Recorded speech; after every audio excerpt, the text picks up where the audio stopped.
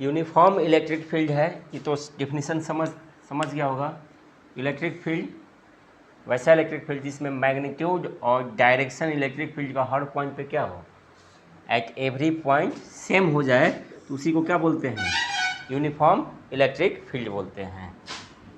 जिस electric field में के हर पॉइंट पे इलेक्ट्रिक फील्ड का मैग्नीट्यूड और डायरेक्शन क्या हो जाए सेम, तो इलेक्ट्रिक फील्ड यूनिफॉर्म हो जाता है।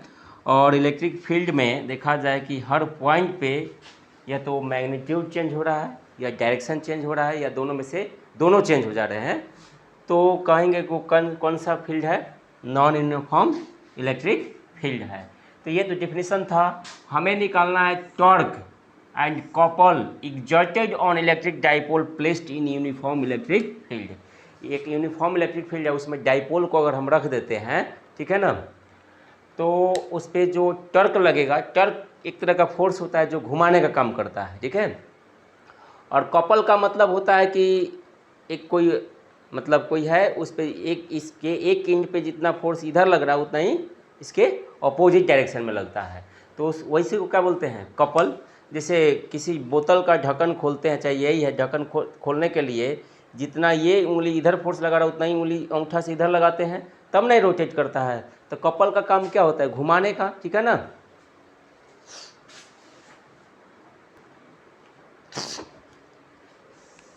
देखो एक यूनिफॉर्म इलेक्ट्रिक फील्ड लेते हैं हम लोग,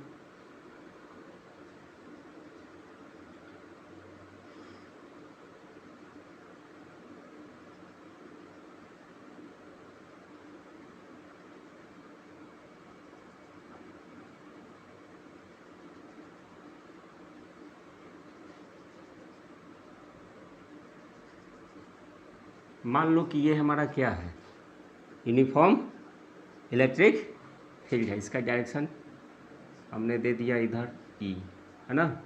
इसके हर पॉइंट पे इलेक्ट्रिक फील्ड कितना होगा, ये होगा। अब इसमें हमने डाइपोल रख दिया, ठीक है, इलेक्ट्रिक फील्ड के डायरेक्शन के कितने डायरेक्शन के साथ, थीटा डायरेक्शन पे रख दिया हमने, ठीक है। तुम कैसे भी रख सकते हो, कितने भी एंगल पे, हमने कितना मान लिया वो थीटा 90 0 कुछ भी हो सकता है, तो थीटा एंगल पे हमने इसको रख दिया। ए भी एक इलेक्ट्रिक डाइपोल हो गया ना हमारा, और ए पे कौन सा चार्ज है, -q, और बी पे कौन सा चार्ज है, +q। और ये इसका जो डिस्टेंस है इसके बीच का वो डिस्टेंस 2l, ठीक है। तो let A B an electric dipole, ठीक है, placed in a uniform electric field E such that its axis makes an angle theta with direction of electric field, ठीक है। तो यहाँ पे हम लिख लेते हैं कि let AB be an electric dipole, ठीक है, whose dipole मोमेंट मान लेते हैं, डाइपोल मोमेंट इसका P इजकल टू कितना, Q into 2l, is placed in uniform electric field E such that its axis जो है ना, its axis makes an angle theta with direction of क्या, direction of electric field. हो गया। अब बताओ, तो इसके दोनों पोल देख रहे हैं ना, एक पे प्लस चार्ज है एक पे, दोनों पोल पे फोर्स लगेगा, इलेक्ट्रिक फील्ड में आ गया। तो हमने पढ़ा है ना कि इलेक्ट्रिक फील्ड में अगर निगेटिव चार्ज रखते हैं तो इलेक्ट्रिक फील्ड का जो डायरेक्शन होता है इसका अपोजिट डायरेक्शन में उस पर फोर्स लगता है, और पॉजिटिव चार्ज रखते हैं, ठीक है ना, तो उस इलेक्ट्रिक फील्ड के डायरेक्शन में फोर्स लगता है ना। तो यहाँ पे बताओ, ये चार्ज -q है, देख रहे हो ना, इस -q चार्ज पे इस इलेक्ट्रिक फील्ड के कारण फोर्स लगेगा ना, किधर लगेगा, इलेक्ट्रिक फील्ड के अपोजिट डायरेक्शन में लगेगा। कितना फोर्स लगेगा, F, ठीक है। और ये इधर लगेगा, पॉजिटिव है तो इलेक्ट्रिक फील्ड के डायरेक्शन में लगेगा, F ही लगेगा ना। तो इसका जो देखो, ये F दोनों का मैग्नीट्यूड सेम होगा, क्योंकि दोनों का चार्ज का मैग्नीट्यूड सेम है, तो दोनों का फोर्स का मैग्नीट्यूड सेम है, लेकिन डायरेक्शन क्या है, अलग अलग है। तो इधर लग रहा है, इधर लग रहा है, रोटेट होगा कि नहीं होगा। तो ये दोनों फोर्स तो कपल हो गया ना, फोर्स क्या हो गया, कपल। और दोनों का रिजल्टेंट फोर्स क्या हो जाएगा, दोनों को ऐड करें तो 0, क्योंकि एक प्लस क्यू ई होगा, एक क्या होगा, माइनस क्यू ई फोर्स लगेगा ना यहाँ पे, क्योंकि ये दोनों एक इस डायरेक्शन में, तो इसका जस्ट अपोजिट में ये है, जितना इधर लग रहा है उतना इधर लगा, तो दोनों को जोड़ेंगे तो 0 हो जाएगा कि नहीं हो जाएगा। तो अब यहाँ पे लिखेंगे force acting on charge placed at point A, ठीक है, F is equal to minus Q E ना, तो एफ ए मान लो इसको, अच्छा रहेगा, और इसको क्या मान लो, एफ बी, ठीक है। तो देखो force exerted on charge minus Q ले लेते हैं सीधा, तो कितना हो गया, F A is equal to minus Q E. देखो माइनस क्यू ई लिख सकते हैं, चाहे केवल F A is equal to Q E भी लिख सकते हैं, फोर्स का मैग्नीट्यूड हो गया, क्या हो गया, फोर्स का मैग्नीट्यूड। लेकिन एफ ए और एफ ई भी हम जब लिखेंगे तो एफ ए और एफ ई भी हम बोल सकते हैं ना कि दोनों क्या है, सेम मैग्नीट्यूड के, लेकिन डायरेक्शन के क्या है, अपोजिट है। तो एफ ए इजकल टू तो क्यू ई होगा, और फोर्स एक्सर्टेड ऑन चार्ज क्या, फोर्स, तो यहाँ माइनस क्यू ही रख दो, अच्छा रहेगा। फोर्स एक्सर्टेड ऑन चार्ज, कौन सा चार्ज, प्लस क्यू, तो एफ बी मान लो हो गया कितना, प्लस क्यू ई, हुआ ना। F A and F B are equal in magnitude but opposite in direction, so its resultant forces क्या हो जाएगा, 0 लिख सकते हैं ना। F A and F B are क्या, इक्वल ना, equal in magnitude but opposite in क्या, डायरेक्शन, है ना। सो इट्स रिजल्टेंट इज, इसका रिजल्टेंट क्या हो जाएगा, so its resultant force is 0, हो गया ना। रिजल्टेंट फोर्स क्या हो जाएगा, 0 हो जाएगा, यानी डैट इज, मान लो कि F is equal to F A plus F B करोगे तो क्या लिखोगे, 0, हो गया। अब बताओ, अगर हमें टर्क निकालना होगा तो टर्क क्या होता है, फोर्स इनटू परपेंडिकुलर डिस्टेंस, है ना। परपेंडिकुलर डिस्टेंस का मतलब हो गया कि जो दोनों फोर्स लग रहा है ना उसके बीच का परपेंडिकुलर, इसके लाइन ऑफ एक्शन, इसका तो ये हो गया ना, इसके परपेंडिकुलर डिस्टेंस यहाँ से यहाँ निकालेंगे, देख रहे हो ना, बी सी दोनों के बीच का परपेंडिकुलर डिस्टेंस हो गया ना, तो ये कितना हो जाएगा, तो 12, देखो 12 कॉस थीटा, इधर घुमाओगे तो 12 साइन थीटा, तो ये वाला बी सी डिस्टेंस कितना आ जाएगा, 12 साइन थीटा। या राइट एंगल ट्रायंगल को लोगे तो साइन थीटा लेंगे तो पी बाई एच करेंगे ना, पी बाई एच, तो पी निकालना है, एच 12 है, और इधर साइन थीटा, तो 12 साइन थीटा हो जाएगा कि नहीं पी, तो पी हमारा निकल जाएगा यहाँ बी सी, तो बी सी निकाल सकते हो अगर चाहो तो। इन ट्रायंगल देखो, in triangle B C A sine theta ले लो तो पी बाई एच हो जाएगा, यानी बी सी बाई कितना, ए बी होगा, और sine theta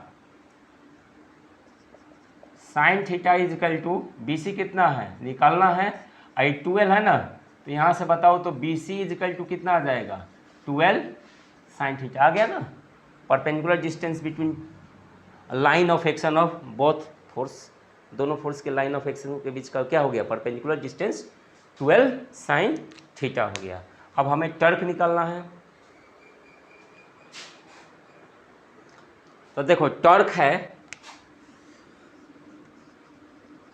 torque is equal to क्या पढ़े हैं, फोर्स, दोनों में से कोई एक फोर्स का magnitude, magnitude of one of the both forces, ठीक है ना, इनटू परपेंडिकुलर डिस्टेंस।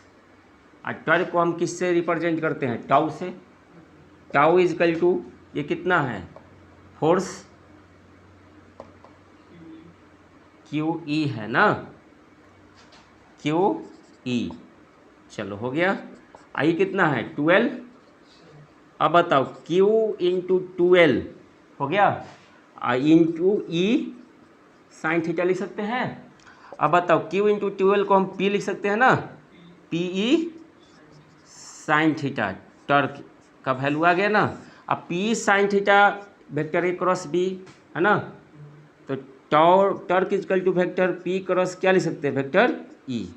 ऐसे टर्क का वैल्यू लिख सकते हैं। इसका मैग्नीट्यूड लिखेंगे तो vector P cross vector E का क्या हो जाएगा, magnitude. Vector P cross vector E का मैग्नीट्यूड पी साइन थीटा और पी क्रॉस ई। तो पी क्रॉस ई का मतलब देखो, इधर से पी का डायरेक्शन किधर होगा, मूवमेंट का निगेटिव से पॉजिटिव जाता है ना डायरेक्शन, मूवमेंट का ए से बी की डायरेक्शन है पी। तो पी से देखो हम कोई भी डायरेक्शन ए क्रॉस बी का निकालते हैं, वेक्टर ए क्रॉस बी का, तो ये वेक्टर ए है मान लो और वेक्टर क्या है, बी है। तो ए क्रॉस बी करते हैं तो ऐसे घुमाएंगे, हाथ को राइट हैंड को रखो, ए पे घुमाओ बी को, तो अंगूठा इधर आ रहा है। अब क्या है कि हम इस पे पी पे रखेंगे, पी पे आई पे घुमाएंगे ऐसे, ठीक है ना, पी क्रॉस ई। तो उधर जाएगा ये पी क्रॉस ई, तो अंगूठा अंदर की ओर जा रहा है ना, तो पी क्रॉस ई का टर्क का डायरेक्शन किधर है, अंदर की ओर, परपेंडिकुलरली अंदर की, यानी इलेक्ट्रिक फील्ड पे क्या है, परपेंडिकुलर है लेकिन इनसाइड है ना। अगर इधर रहता तो ऐसे घुमा देता तो आउटसाइड हो जाता ना। इलेक्ट्रिक फील्ड का डायरेक्शन किधर रहता है, इधर, तो इलेक्ट्रिक फील्ड और टर्क इधर, घुमाते तो किधर हो जाता है, इस तरह से होता ना। तो पी क्रॉस ई, ये पी क्रॉस ई को ही हम क्या बोलते हैं, पी साइन थीटा। तो टर्क निकल गया। अगर यूनिफॉर्म इलेक्ट्रिक फील्ड में अगर हम क्या रखते हैं, डाइपोल को रखते हैं, इलेक्ट्रिक डाइपोल को, तो उस पर लगने वाला टर्क कितना है, पी क्रॉस ई, और उस पर रिजल्टेंट फोर्स कितना है, 0 है ना। उस पर जो फोर्स लग रहा है वो क्या है, 0 है, और टर्क जो लग रहा है वो कितना है, पी क्रॉस ई। और यही टर्क इसको घुमाने का काम करेगा। देखो ये फोर्स इधर लग रहा है, ये फोर्स इधर लग रहा है, तो दोनों जाकर एकदम पैरेलल हो जाएंगे इलेक्ट्रिक फील्ड के, और ना इधर जाएगा ना इधर जाएगा, हो जाएगा ना स्टे।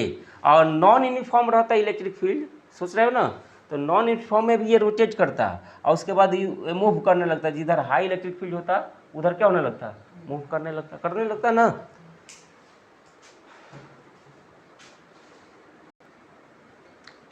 अगर मान लो ये पी साइन थीटा आया है, इफ थीटा इजिकल टू क्या हो जाए, 0 डिग्री, ठीक है ना। थीटा 0 का मतलब हो गया कि electric dipole is parallel to क्या हो गया, हाँ, electric field. Theta is equal to इसमें 0 आ जाए तो टॉर्क का वैल्यू क्या हो जाएगा, पी ई साइन 0। साइन 0 का वैल्यू कितना हो जाता है, 0 ना हो गया। इफ थीटा इजिकल टू 90 आ जाए, क्या आ जाए, तो टॉर्क इजिकल टू, टॉर्क इस केस में पी ई सी साइन 90 हो जाएगा। साइन 90 तो 1 होता है, तो इस केस में टॉर्क मैक्सिमम होगा। क्या होगा, कब, टॉर्क मैक्सिमम कब होगा, जब पी और ई के बीच का एंगल कितना हो जाए, 90, ये ना, पी और ई के बीच का एंगल 90। अभी जो बताए कि इलेक्ट्रिक फील्ड है और एक टॉर्क लिए थे, तो पी ये हो गया, इलेक्ट्रिक फील्ड 90 होना चाहिए ना। अगर इसको ऐसे रख देते हैं, इलेक्ट्रिक डाइपोल को परपेंडिकुलर रख देते हैं, तो उस केस में टॉर्क क्या होगा, मैक्सिमम होगा। और ऐसे रख दिए तो क्या हो जाएगा, टॉर्क 0 हो जाएगा, ठीक है।